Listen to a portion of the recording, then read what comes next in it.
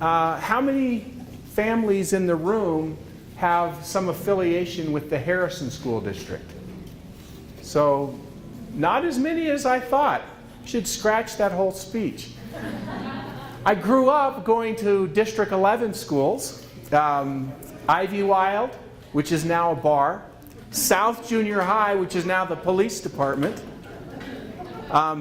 We kind of figured they were always there, so they just took over.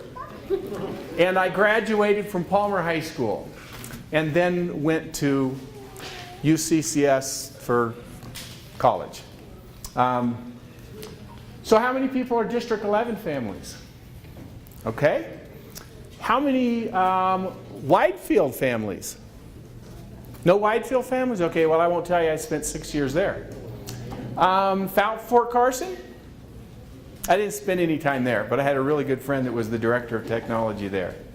How many families? I'm not going to try to name all the school districts in town. How many families are homeschool families? There's only one? Well, it looks like there's two. All right, we have some charter school families. Okay. Well, what category or school district have I left out? 20. Oh, 20. So you're driving a long way down here. Or you drive a long way up there, one way or another. Okay, any other school districts? 49. 49. Okay, so I work for Colorado Computer Support, and we do all the IT support for D49. So I spend most of my days right now running around District 49. Well, I think I do have a PowerPoint on my laptop that my wife very kindly delivered to me after I showed up without it. I think I'm going to skip the laptop so we can just keep moving. Did you get a handout that had a bunch of links? Was that sent to you? Yeah. Okay. I'm going to work off of that handout because basically I built the PowerPoint off of that handout, and I'm just going to work through it with you. The approach tonight is going to be kind of along the lines of not giving you fish, but teaching you to fish. I want to present a kind of a philosophy of using the internet to you. Discuss that just a little bit. I want to step you through some materials. I've handed them out to you. I want to show you a handful of the videos that are associated with those materials. And then I want to just make you aware of some of the, as parents with children in schools, that I just want to make you aware of some of the laws that govern internet safety and help direct what your schools are doing. And I hope they can be helpful for you as you kind of keep track of what your kids are doing in the schools. So I'm going to start with and I got this, a lot of the material I got from the Boulder Valley School District. But they have a whole web page of materials, and I have a link there. But it starts with the concept of digital citizenship. So if you can sort of think of being holistic about your approach to the internet, and safety is certainly involved there, but a philosophy that's really prevalent these days is not just how to stay out of trouble and stay safe, but how to be a full-on citizen on the internet. So I'm going to start with a video, and then a variety of things are going to come out of that. So let's see how this goes. I have my little speaker here, and then I'm going to amplify it with this. To digital citizenship. So what is digital citizenship? Well, we believe it is the essential first step to becoming media literate in the 21st century. Just like driver's education prepares kids to get behind the wheel of a car, digital citizenship prepares them to navigate the information superhighway confidently and safely. And this is important because the media environment our kids are growing up in is new and different from anything any of us have ever experienced before, with the rules of the road literally being written as we speak. And while membership to this global community offers tremendous opportunity, it is also fraught with possible peril, underscoring the necessity of digital literacy for students and their parents. Many experts agree that the road to digital literacy starts here, Dr. Jason Oler writes that we all need to develop an ethical core that can guide us in this unfamiliar territory. Author Daniel Prinsky believes that installing ethical behavior ought to be our #1 concern. And even the U.S. Department of Education states that students must be active, creative, knowledgeable, and ethical participants of this network society. But here's the problem. Few young people actually engage in ethical thinking when they're online. In fact, according to Dr. Henry Jenkins, what we have is an ethics challenge. Fortunately, researchers at Harvard, led by this man, have been doing a lot of thinking about ethical thinking. We began to think about the new digital media. One of the questions we ask is, what does it mean to be ethical in the new digital media? And that's not a question which, as far as we know, has been asked very much. So our project, called Good Play, is to look at 5 ethical issues. Sense of identity, sense of privacy, sense of ownership, authorship, trustworthiness, and credibility. And Okay, I'm gonna stop there just a second. So all the material that is available through Common Sense Media in these lesson plans, and there's enough lesson plans available to you that you could have internet safety, digital citizenship lessons in your home for the whole year, about once or twice, 2 to 3 times a month throughout the school year, and that's what I'm going to promote. But he's going to, later on in the video, it's going to talk about a particular series. That series doesn't exist anymore. What I'm going to introduce you tonight is the series that replaces it. But you'll want to be thinking about those 5 things. So in terms of an ethic, and I'm not sure if he uses the word ethic exactly the way I would. I generally think of my being ethical as in terms of being doing what's right and wrong. I suppose this could broadly be seen that way, but in any case, people need to have a sense of their identity, the identity they're promoting, and the identity that they're allowing other people to be aware of. People need to be aware of privacy, their own privacy and other people's privacy. People need to be aware of what they're producing on the internet and their ownership of it.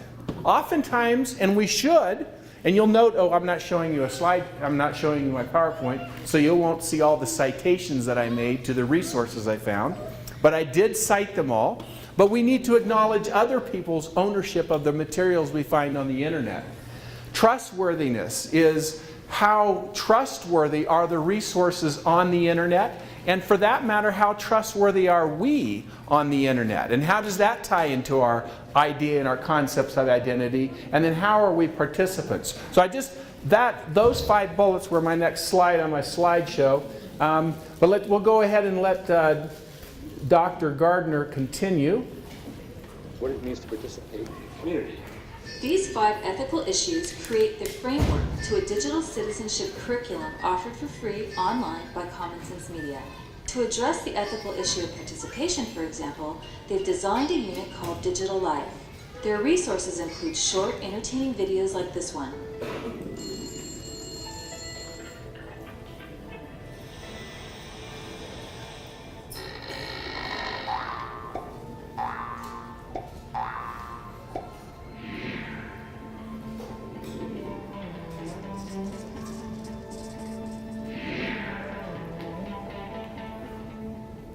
They also offer reference materials like these for students with corresponding materials for adults so that we can at least sound like we know what we're talking about.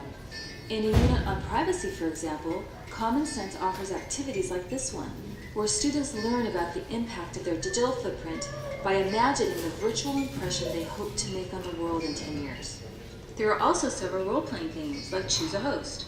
This one was adapted for a 6th grade class who thought they were hiring an employee to work on their class fundraiser. Take a look at the guy and see if he's This exercise helps students understand how online misrepresentations can have significant impacts.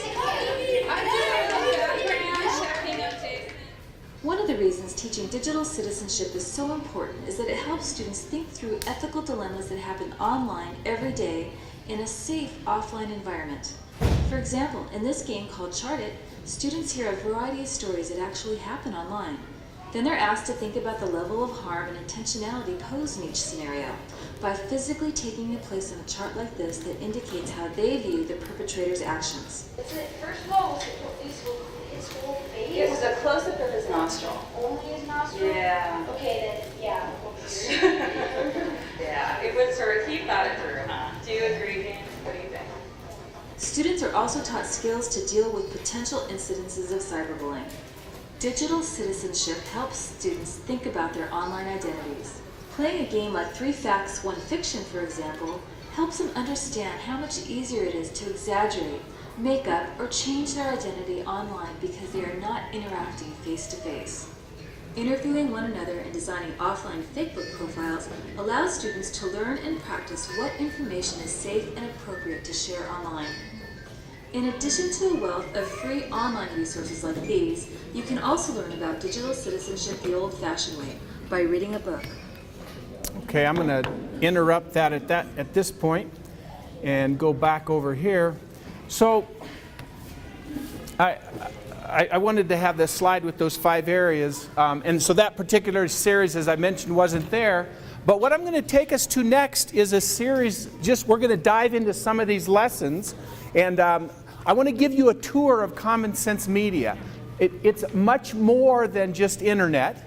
It's a place that you can go to get reviews of movies.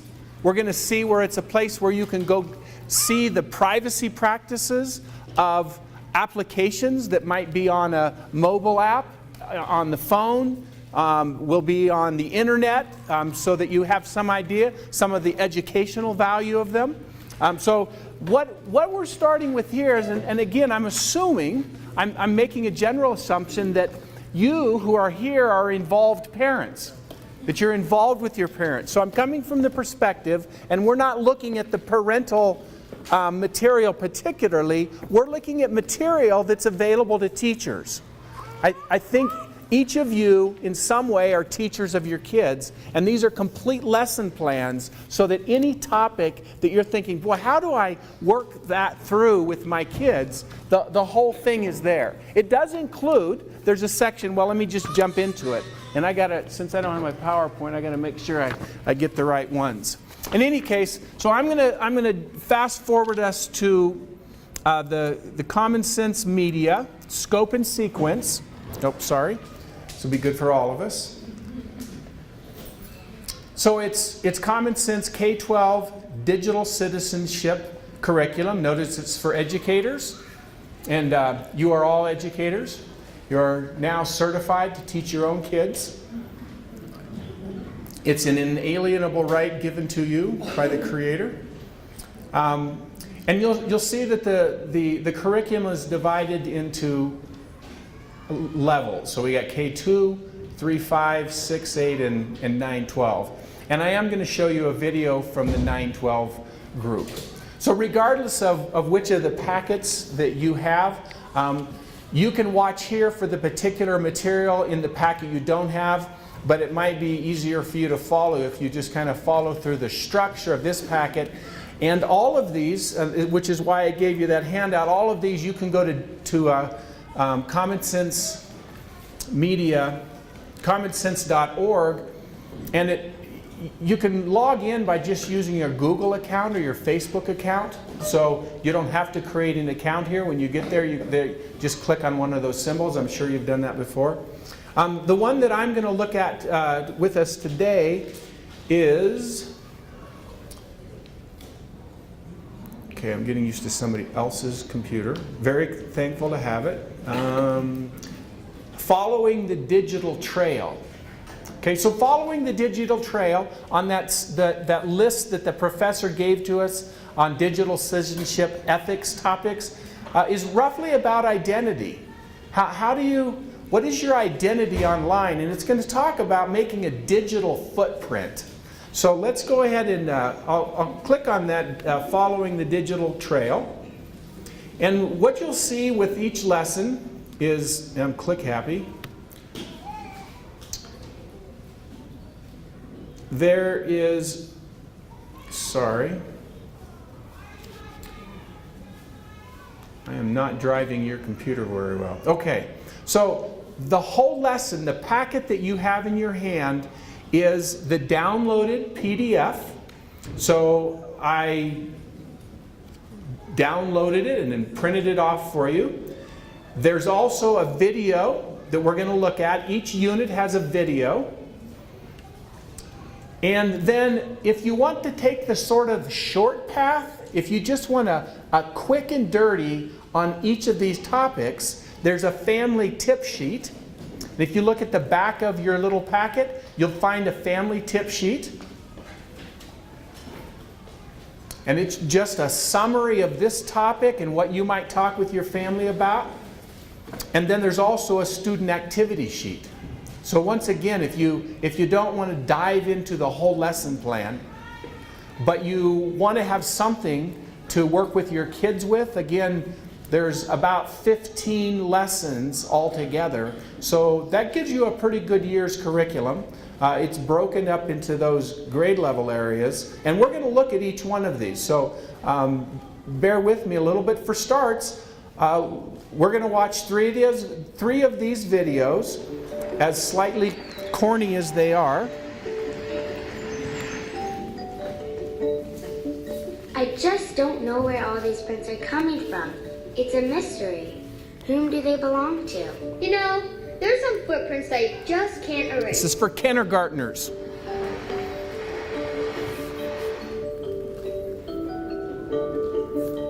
What do you mean?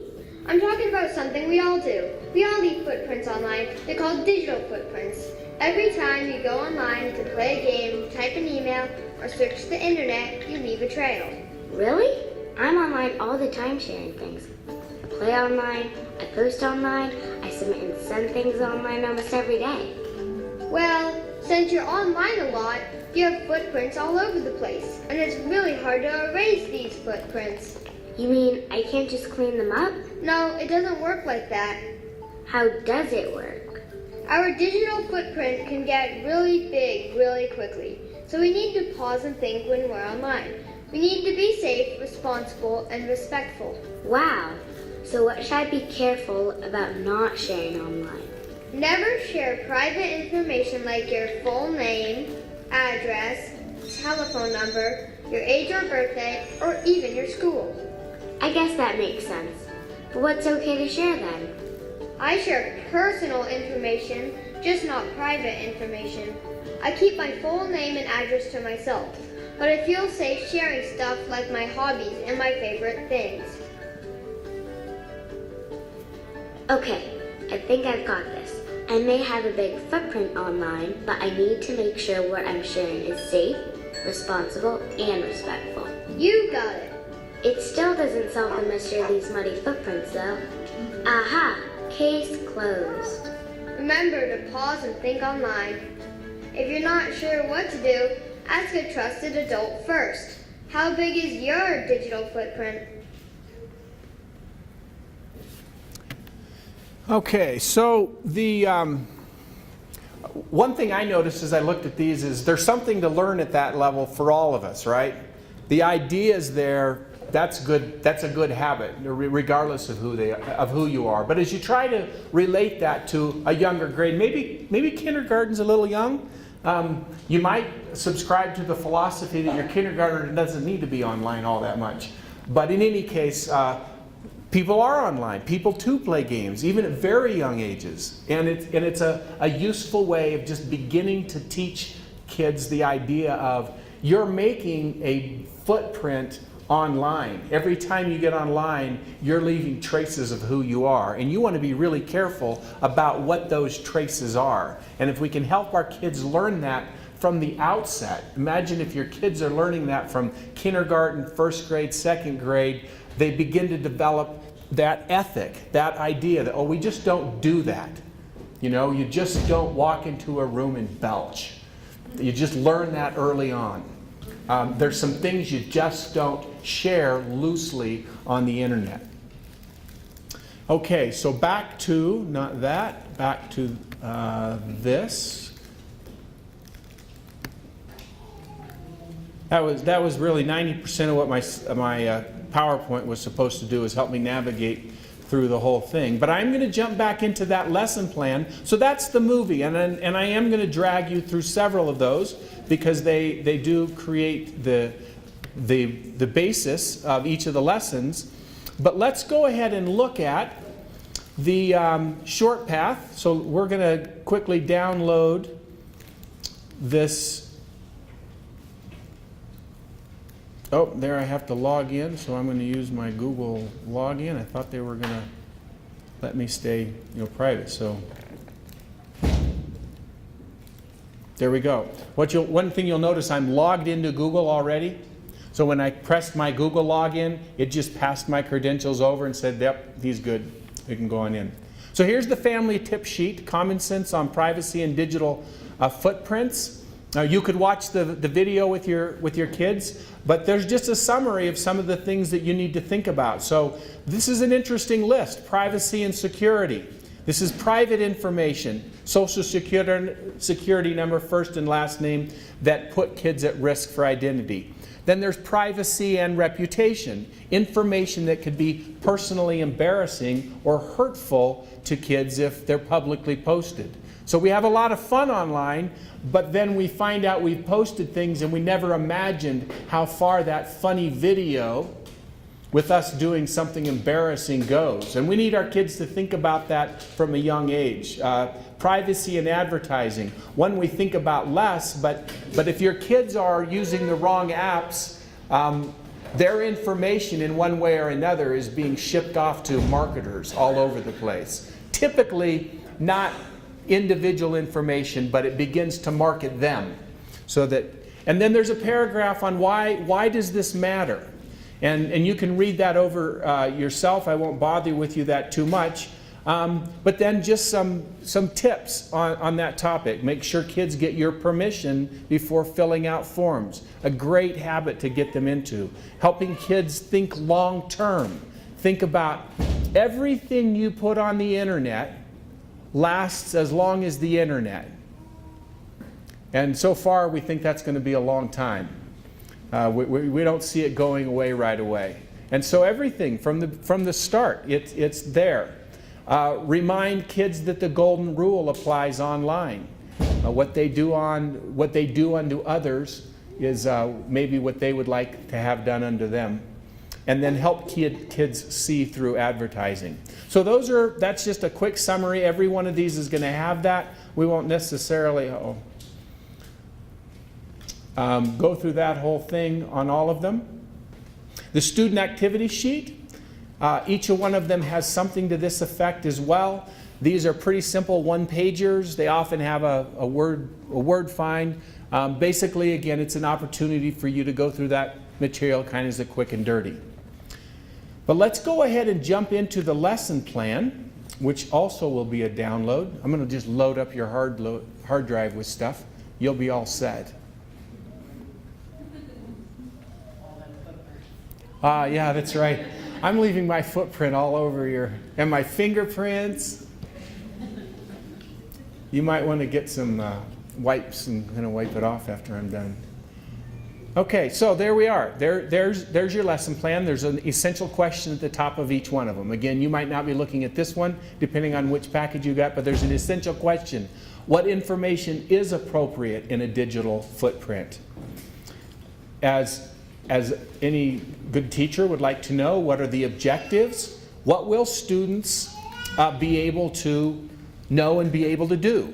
Learn that the information they put online leaves a digital footprint or trail. Explore what information is appropriate. Judge the nature of different types of digital footprints. And then it's really helpful exploration. Again, fairly simple. Each of us can learn from this, but it's put into terms that are age appropriate. So the materials, there's preview the video, we just did that. Cut apart the digital trail squares, I'll show you those in a moment. We're going to look at keeping an elephant and a mouse safe, but it gives you the preparation steps that you need to take, tells you what to copy, and then it talks about the family resource that we already talked about.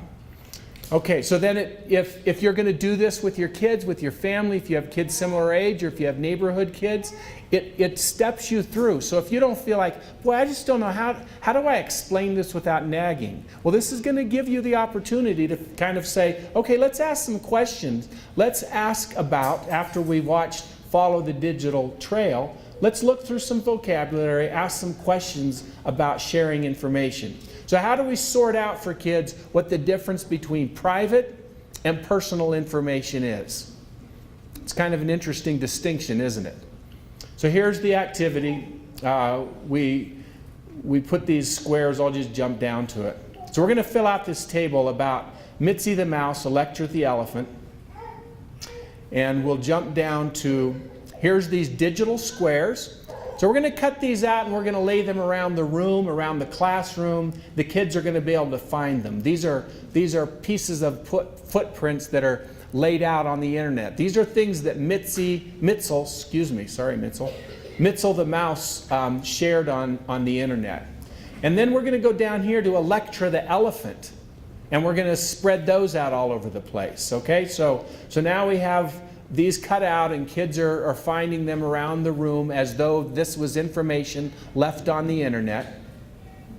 And then we're going to have them tabulate. Just put an X by whose full name do you know? And if you looked at if you noticed, or if you're looking at that, Mitzi or Electra the elephant Ella, that's a girl. Okay, Ella the elephant, she put her full name, but Mitzel the mouse didn't.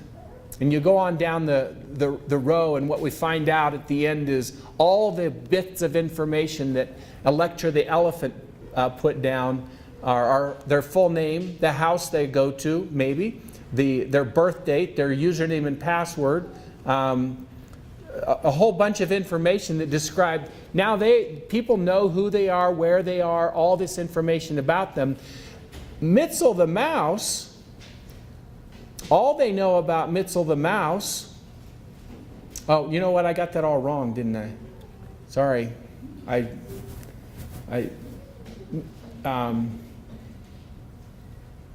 sorry. Let me look at that. Oh yeah, there we go. Okay, so Mitzel the mouse, I live in a hole. My name's Mitzel. That's not that descriptive. I have a pet named Frank. I like ice skating. I like cheese, and I like pictures of cheese. So it's a helpful illustration to kids that all that information is fun to share. I can have some identity, but at the end of the day, all the strangers at the world, all they know is that there's a mouse that goes by Mitzel, that lives in a house or a hole and has a flea named Frank. That's not harmful information. But all the information on Electra the elephant is information that could be used to harm them. So again, that's the principle we all need to learn about what we share on the internet. That's internet safety no matter how old you are. But the lesson helps bring it down to a place where the kids can have fun and learn that, and it starts to kind of drill it into them. Okay, so then moving on in the lesson plan, we've got that activity that we do. We've talked about these things. And if you are bound and determined, there's a little more to it. There's a story to tell, blah, blah, blah, blah, blah. But in any case, then if you feel like there's no schooling without a test, there's an assessment. And again, if you want to make this part of a curriculum you're doing at home, or if you just want to see, hey, what's sinking in, there's an assessment. One of the parts about other people's assessments is you think you know what the answer is, but you're not exactly sure, and you don't want to look silly. So, of course, we're the teachers, and so there's an answer key. So you can go through there and go through the answer key. So that is some of the information that if we were having a general lecture about internet safety, I would convey to you, is be careful about the information you share, and this lesson has all the pieces. We're going to go about a little bit of a faster pace through some of the other ones, but let's look at a couple more. So we will go back to, I wish you would flip me back a little faster. The power of words. So The interesting thing about this one is it deals with participation on that list of things. How do we participate?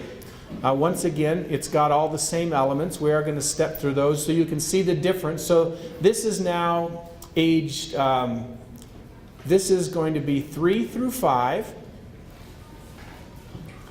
And I'm going to slow down and look at all the topics on this year's, or this level. So for grades, sorry, not age. Yeah, for your 3-year-olds, we're going to talk about rings of responsibility. So rings of responsibility, what kind of responsibilities does a good digital citizen have? How can you protect yourself from identity theft?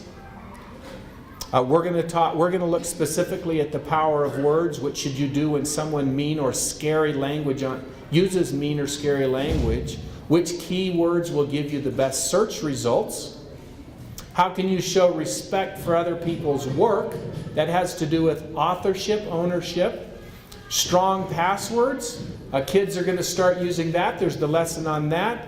What is spam and what can you do about it? How do you create a positive online community? Which, by the way, creating online communities is a spectacular way of building a portfolio and building a network of people that can help you find jobs and so forth. How can photos be changed on the computer, and how can that affect your feelings about the way you look?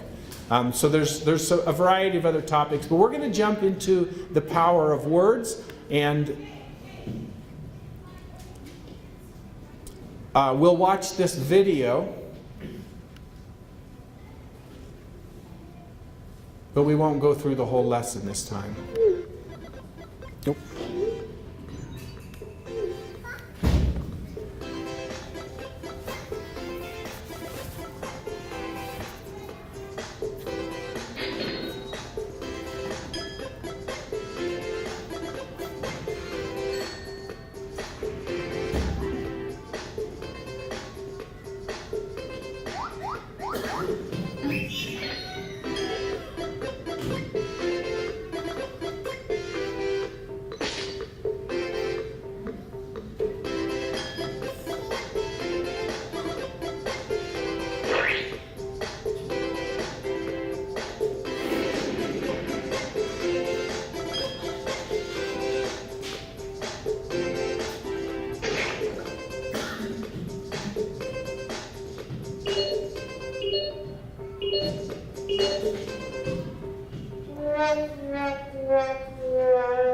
Well, this isn't fun anymore.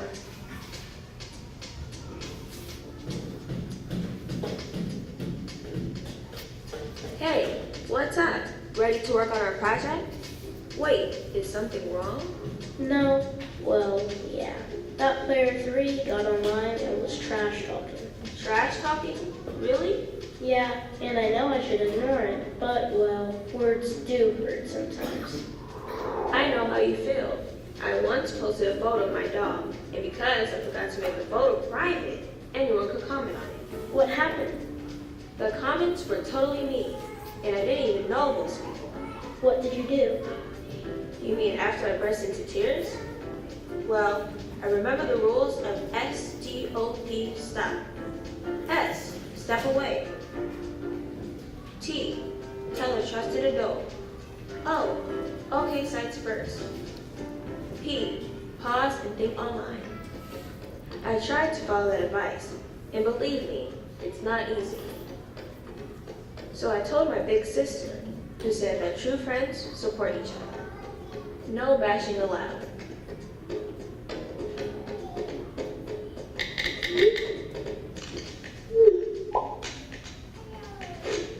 Remember, there's always someone else on the other side of that screen. How do you treat others online? All right.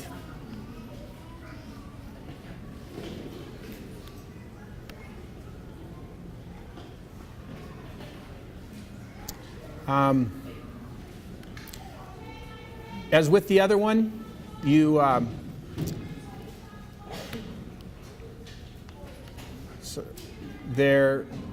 Oops, I keep holding that over the microphone, then you don't hear me, except these guys right up here.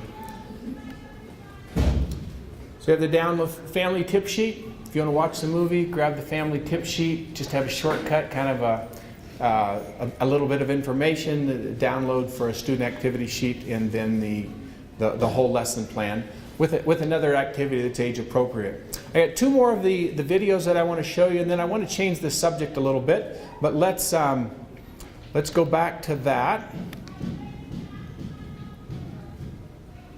On 6 to 8, the video starts becoming a little, as you would hope.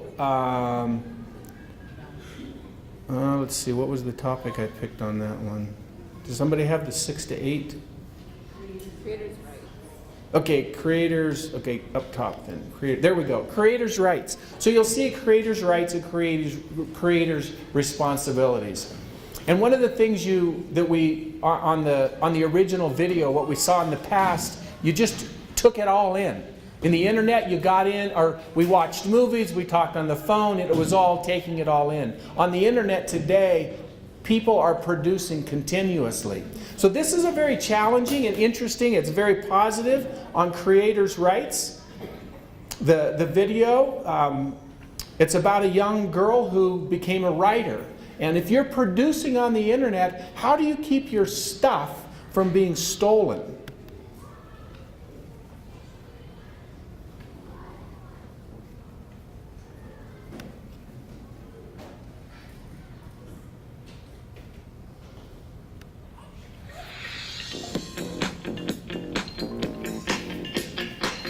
Basically, I write on a website called Booksy.com, and what I do is I publish work on there to get feedback from people on the website. A friend of mine told me about Booksy and said it would be a really good way for me to get my work out there. And then I just put up a couple of chapters one at a time, and I got some really good feedback. So then I started putting up more and more work. You have a bunch of different people from a bunch of different backgrounds, and they have so many different points of view. As opposed to having friends that are going to generally have the same ideas, it's just more like you're sending it out into the world. When I first started on Booksy, before I even made an account, what I really focused on was the copyright laws, because at that time I was really focused on wanting to get my work out there without having to worry about people stealing my work. And the website automatically puts copyright laws protecting the book so that you can end up publishing it without any backlash. I think that copyright for those sorts of things that we're writing on Booksy is very important because we put a lot of effort into these works and we do try and put our best work out there. I wouldn't want anyone stealing that kind of work. I think I would be really infuriated. I mean, I spend so much time working on these sorts of things, and I want to be able to have a future in writing as well. So if I read that someone stole my work, I don't know what I'd even do. It's just kind of, I don't even want to think about that. Other authors' works are a big inspiration for me. My favorite books, my favorite authors on Booksy, they all contribute to my writing overall. Their writing styles and the way that they communicate their message really all ends up being thrown into my own work. The thing is with getting influenced by a certain author is that you're not stealing their plot line. You're not trying to just take credit for their own idea. You're trying to find a better way to write your own novel, and through them you find that. I mean, I don't want to have to steal anyone else's work or to have them feel like I stole it. I mean, I know how that feels being an author on the website. So I know that it can't be a good feeling.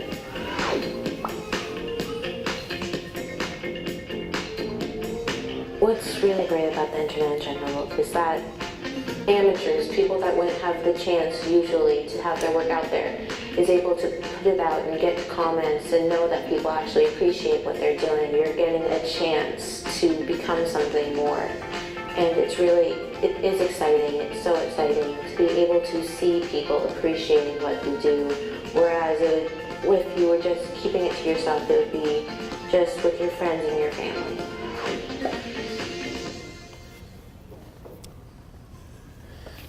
Okay, So there was a couple of reasons that I wanted to show that one. Again, it's an example of one of the movies you start to see through as we move through it. And the last one to do is actually pretty serious. When we look at the one that I have in mind, if I can find it again without my PowerPoint, it's a pretty serious topic for a high school student, and we'll take a look at that. But this one is interesting to me because we think about losing our identity, we think about putting information out that makes us unsafe, where our kids can get into harm, identity theft, all of those things we typically think of.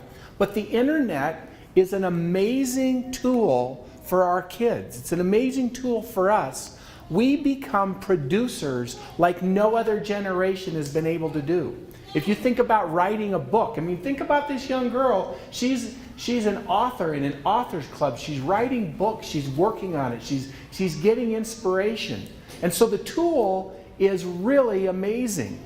But at the same time, by introducing our kids to this kind of idea, we put them out there, we think about them getting out there, and all of a sudden they can be, remember the golden rule, do unto others as you would like them to do unto you? Well, if you think about stealing somebody's material on the internet, it maybe doesn't bug you that much. I mean, how many times have you got something off the internet and you didn't put the citation? And in a lot of cases, there's rules about that. There's some ability to just take little snippets here and there. It's sort of a fair trade agreement in the world of internet materials. But if our kids are being producers and they're starting to think big, for one thing, hey, I could be an author. They're also starting to think about, I really wouldn't want somebody else to steal my idea. And so the Booksy and those kinds of things, while they're giving our kids an opportunity to write, they're giving them an opportunity to protect their writing, they're also building that ethic where they're going, oh yeah, I worked really hard on something, I wouldn't want somebody to steal it, and vice versa then, I'm not going to just steal other people's material. Okay, so the last one I want to look at, like I say, it's a more serious topic. Some of the topics underneath the high school area are, in fact, as you would imagine, are more mature topics. So Digital Life 102, oops, I broadcasted on the internet. That's where we're going to look. Copyrights and wrongs, feeling on display. Turn down the dial on cyberbullying. There's a lot of material about cyberbullying, and there's as much in here about being cyberbullied as not cyberbullying. It's you can keep yourself if you're thoughtful about not being a bully, but it's kind of hard to just totally avoid being bullied. And when you're online, people have no idea. In person, you might be all that. And online, they don't know you're all that, and then they trash you. And you find out that you don't like those words, right? Vice versa, you can create an image of yourself that doesn't exist. And some of this material is saying, what happens when you create that image online?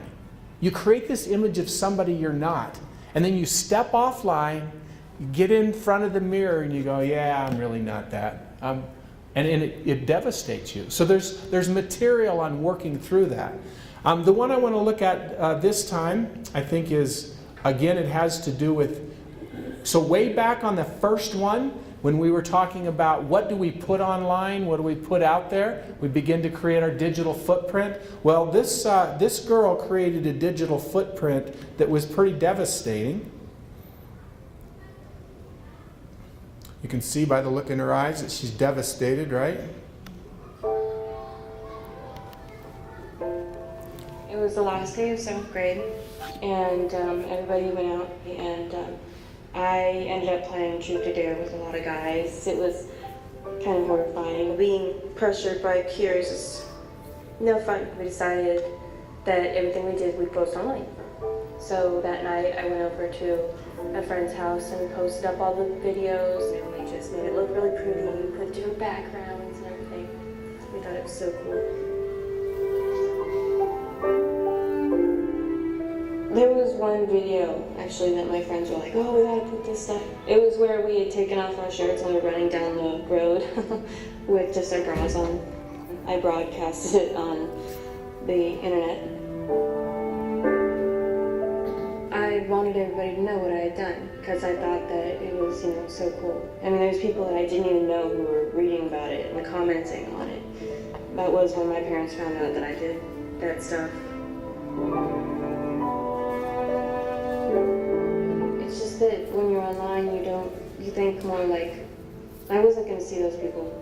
I wasn't worried that what I had said online was going to come back and do any damage. I really regret doing it. It kind of makes you feel gross doing that stuff. People might think less of you. You might also get a reputation, so that's not something that I want. I've heard that if you're on Facebook, colleges will now go and look at that and will decide whether or not you're a student that they want to have in their school. And I couldn't because of the stuff that I have done in the past. I've even thought of using my experiences, bad and good, to raise awareness of certain things online. Okay, so there you go. There's the spectrum of topics. Each of those lessons at each of those age groups have a video. They've got a family tip sheet. They've got a student activity, each of which are very easy to get to. They have a full lesson plan if you want to make this part of your home curriculum, whether you're doing homeschool or not. Again, I think if you're here tonight, it indicates that you're involved with your kids. So that's Common Sense Media. I'm going to look at one more thing at Common Sense Media that's going to spring into the next piece. And this really focuses on a big topic these days. And by the way, I went ahead and put Boulder Valley Schools, the link to their digital information. It's got a lot of other good stuff that you may want to look at, just in general. We're not going to dig into it. But I do want to tell you about two laws you should know about, for one thing. But the topic is data privacy. And just for the fun of it, how many people have heard over the years of a law called FERPA? A couple people have come across FERPA?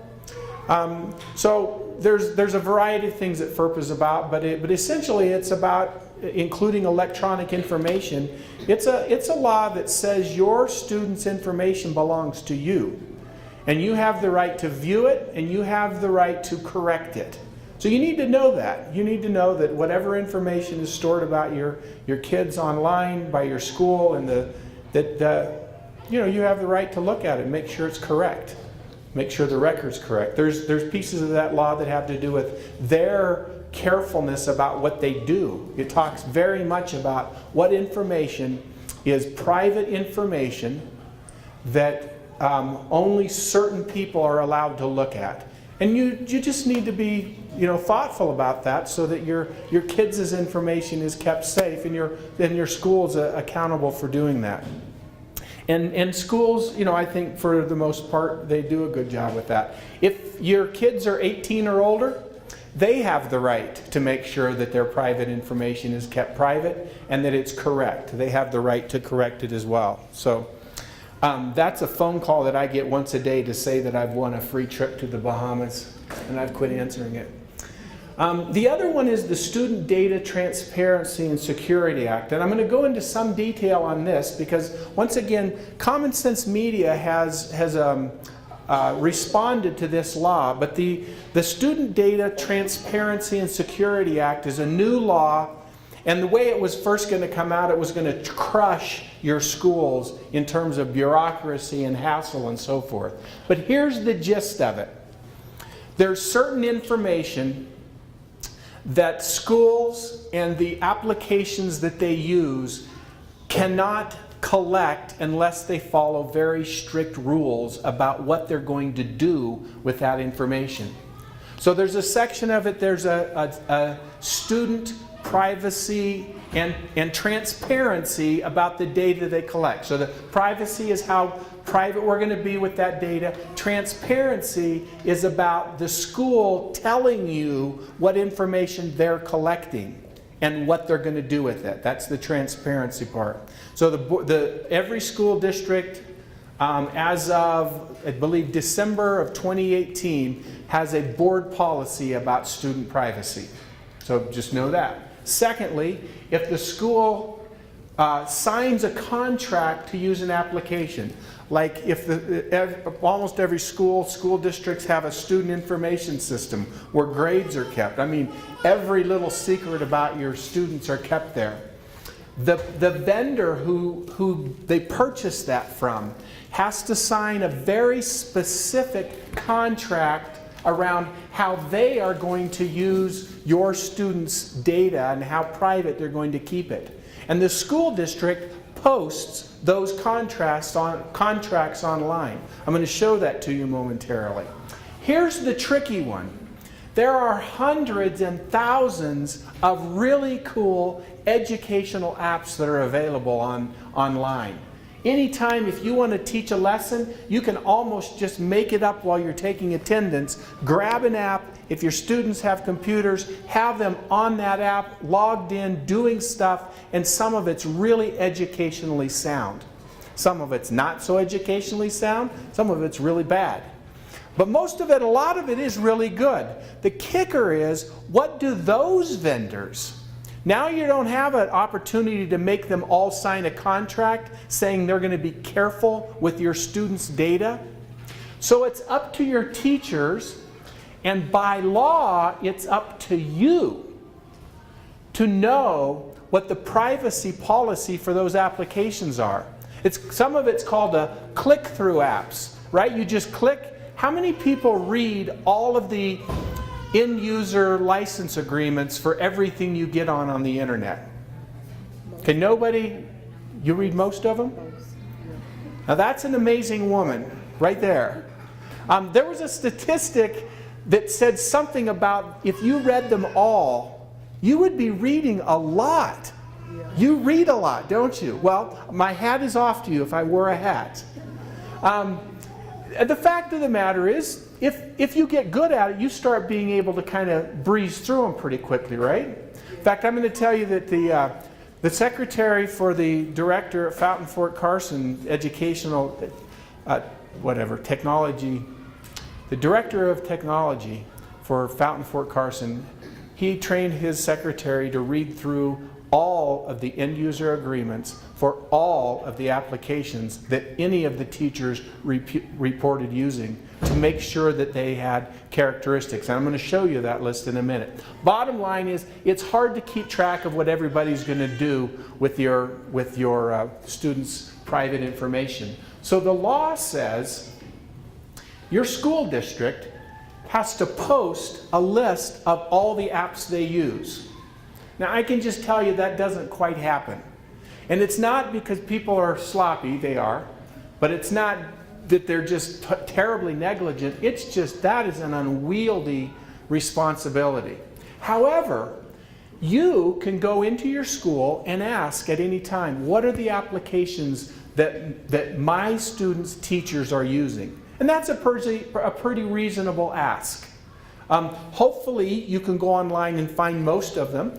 But you'll look at the list and go, well, that's a list. I don't know if my student's using any one of those 200 or 300 or not. But you can go in and say, I just need especially I think younger kids, but hey, what are the apps we're using? Now the law says that it's your responsibility to look at the privacy policy for those apps. Your teachers should have some expectation of it, but the law is you need to look at the privacy policy. The law says the school has to help you find that privacy policy, and I'm going to show you where you can find some of those lists for Harrison, Widefield, and Fountain Fort Carson. And so you can look at those, kind of breeze through them, and then if you report it to the school, hey, this privacy policy is awful, then that's where they get engaged, and they're highly encouraged to pull it offline. So I kind of feel bad almost telling you to go, be that mean to your school, because that's where I've been all my life is at the other end of you coming and asking me about those. But I don't think it's that frightening. And I think if you're careful and thoughtful. But let me show you a couple of these. They're buried a little bit. And you can sort of understand schools not wanting just to throw that right out in front. But let's go ahead and let's go to Widefield School District 3, where prior to this year I spent 6 years as the Director of Technology. And one of my employees, together with myself, developed this resource. So the Department of Education and this data privacy and transparency law required school districts to put this information up. So for Widefield, it's under information. And on the scroll down here, so there it is. Under information, student data privacy. It's you have to hunt around at each school district, and who knows if I'll be able to find them now because I don't have my PowerPoint. So first of all, the top of the law says, in general, what information do we collect and what do we do with it? So this is information that is collected by the school district from all students. And they need to post that. They need to tell you that. And it's pretty broad in general. It's not going to be all that earth-shaking. But now we have this, this list. So we're looking for the list of applications that the school district uses.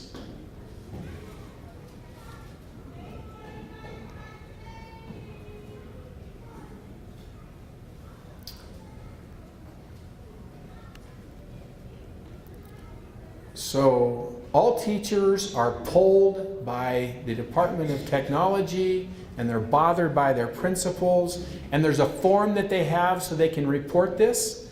And then this is the list of all the apps that are being used in the Widefield School District. The ones that have a contract so that it's very explicit, this contract makes sure they take care of private information, it listed as the contract. The ones where the contract has been signed and it's available, you click view and you can look at the contract, especially like if you're having trouble going to sleep at night or something and you want to read a contract, you could do that. But you might go through, to make this a little bit simple, which is good for all of us, a lot of school districts and their attorneys got together and wrote an addendum. So you get ready to sign a contract with the school information system and they say, look, we don't care what your privacy policy is, you need to sign our addendum. And our addendum starts with, anything about privacy that you said in your contract is overridden by this. And it's very strict about what we're going to do with data privacy. So 99% of any applications that are being used by a school district that have a contract are very safe. And 95% of the vendors who write software for school districts have the best interest of kids in mind. There are 5% that are, crummy. So the other ones are on demand. And that, like I say, it's just I found an app, I clicked on it and I found it. And it's listing it. And it's saying, this is the app we're using. Now what that link that I just clicked on, if I'm right, is it takes you to Pear Deck. You can search through Pear Deck and find their privacy policy, and you can read it for yourself. Now I'm going to skip to another one, another school district. So that's Widefield. And we got to Widefield's by going to information and down to student data privacy. It helped me find it because I used to be the Director of Technology and I put it there. Other school districts are going to be a bigger challenge, but all three of these I found like just 2 or 3 minutes of kind of searching around. So let's go to Fountain Fort Carson District 8.org.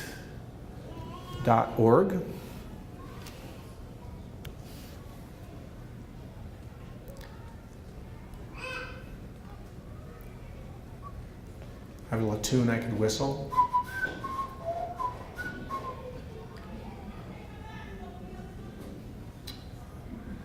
Okay, and I believe there's, oh. Okay, got it.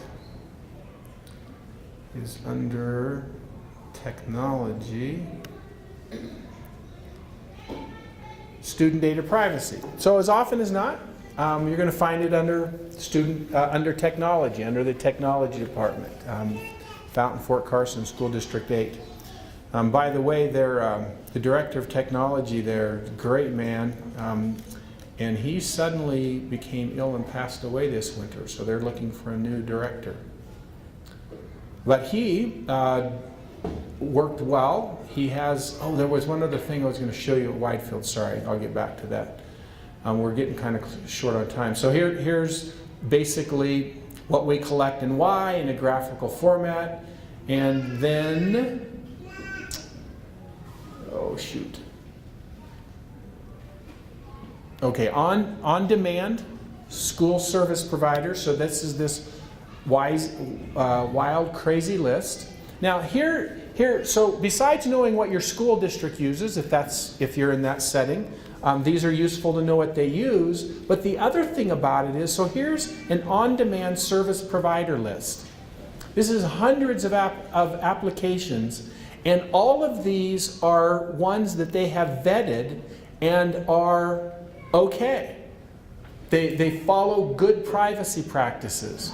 And that's where he had his secretary read them all. So I commend Fountain Fort Carson's to you because it's a list that has been vetted. The law doesn't say the school has to read it. The approach schools take is teach your teachers to be thoughtful about it. Teach your teachers to read them before they have their kids put their data on it.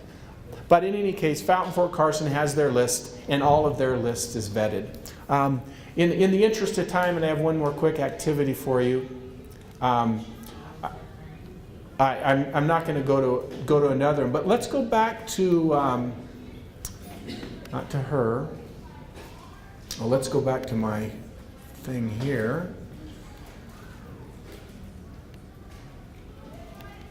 And to privacy reviews. So on your sheet, just this is what you have to take home so that you know the options that you have. The digital citizenship video is there.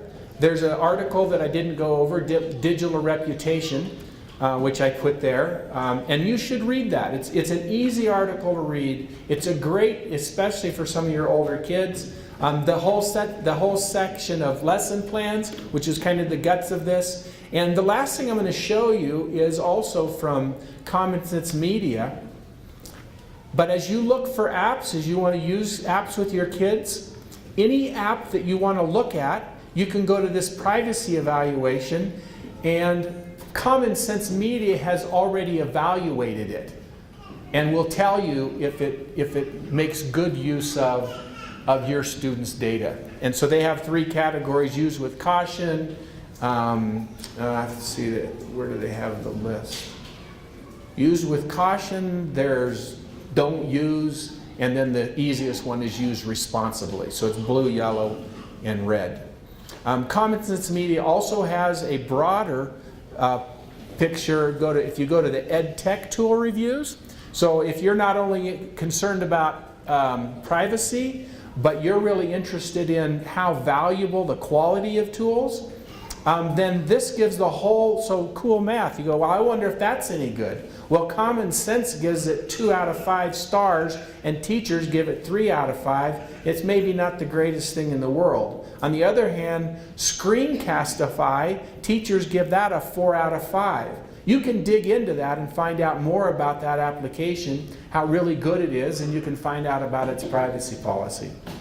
Okay, well that's the gist of my content. Thanks for putting up with my not having a PowerPoint. Maybe it went better.